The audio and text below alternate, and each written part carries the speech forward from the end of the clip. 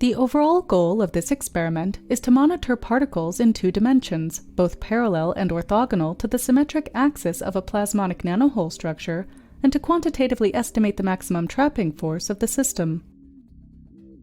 This method can help answer key questions in the life sciences relating to rapid immunoassay development, cell and bacteria trapping, missile and liposome analysis, and nanoparticle drug release studies.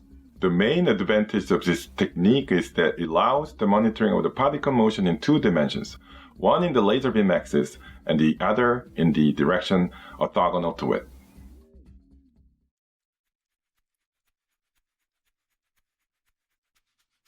To begin, fabricate the microchannel mold using standard photolithographic techniques and place the wafer into a 150 mm diameter petri dish.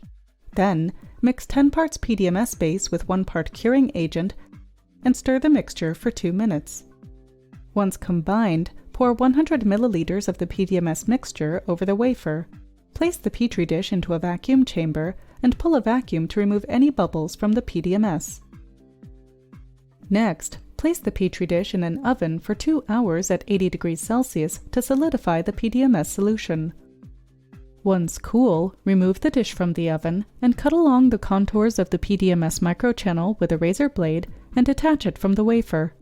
Then, use a 1.5 mm biopsy punch to form 1.5 mm inlet and outlet holes at each end of the PDMS microchannel. Use a 0.3 mm punch to form a hole for the single-mode optical fiber cable at the center of the microchannel.